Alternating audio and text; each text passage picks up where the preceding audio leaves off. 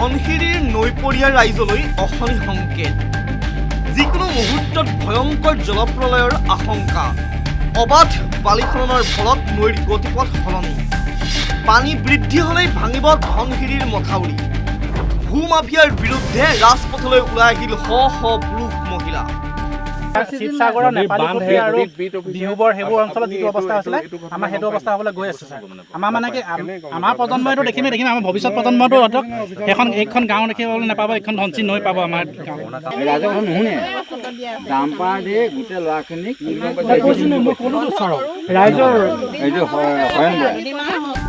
এয়া সৰুপথাৰ সমজিলা অধীনৰ চেৱাগুৰি ধনশিৰি পাৰৰ দৃশ্য এফালৰ পৰা খান্দি তহিলং কৰিছে ধনশিৰি নদীৰ পাৰ যিকোনো মুহূৰ্তত নদীৰ পানী বৃদ্ধি হ'লেই ভাঙি পৰিব পাৰে ধনশিৰিৰ মথাউৰি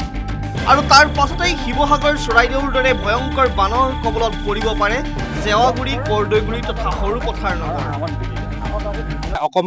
অকমান হেৰি পানী বাঢ়ি যায় বহুত জোৰেৰে পানী আহিব মানে আৰু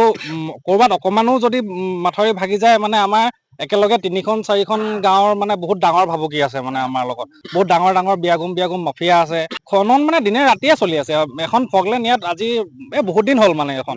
ফগলেণ্ড এখন সোমালে মানে অৱশেষত ধনশিৰিৰ পাৰত অবৈধ খননক লৈ শুকুৰবাৰে মাজনিশা চেৱাগুৰি ধনশিৰি মুখত স্থানীয় ৰাইজৰ উত্তাল প্ৰতিবাদ ৰেলৱে ঠিকাদাৰৰ সহযোগত এজন বৰা উপাধিৰ লোকৰ নেতৃত্বত দিনে নিশাই অবাধে বালি খনন হোৱাৰ অভিযোগ উত্থাপন কৰিছে ক্ষুব্ধ ৰাইজে নিশা অবৈধভাৱে বালি আৰু পলস কঢ়িওৱা কেইবাখনো বাহন ডাম্পাৰ আৰু এক্সকেভেটৰ জব্দ কৰে ফৰেষ্টৰ ভূমিকা একেবাৰে বেয়া ফৰেষ্টৰ আমি কাৰণ বহু বছৰৰ পৰা ফৰেষ্টক আমি কমপ্লেইন দি আছোঁ তেওঁলোক আহি কৈ চাই কৰি যায় তাৰ কেইদিনমানৰ পিছৰ পৰা আকৌ গাড়ী চলিবলৈ লয় আৰু তেওঁলোকৰ ফৰেষ্টৰ মানুহ আহে কিন্তু কি তাত আপোনাৰ যাদু খেলে কি কৰে গম নাপাওঁ তেওঁলোকে ইয়াত দেখে নে নেদেখে তেওঁলোকে সেই বাটুল গুটি চকু লগাই আহে নে কি লগাই আহে আমি নাজানো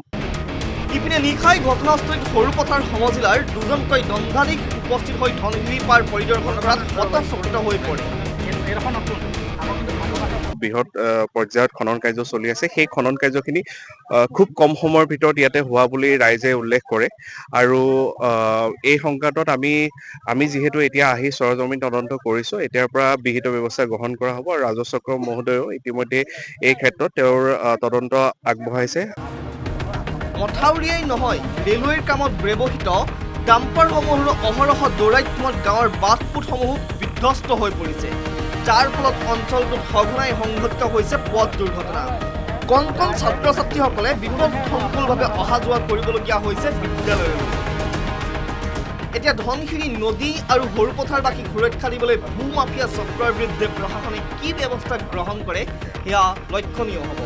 সৰুপথাৰৰ পৰা দেৱাশিষ গৌতমৰ report news 18 Assam north east আপুনি বিচৰা বাতৰি পাব কেৱল নিউজ 18 এপত নিউজ 18 এপ ডাউনলোড কৰিবলৈ স্কেন কৰক এই QR কোড গুগল প্লে ষ্টৰতো পাব এই নিউজ 18 এপ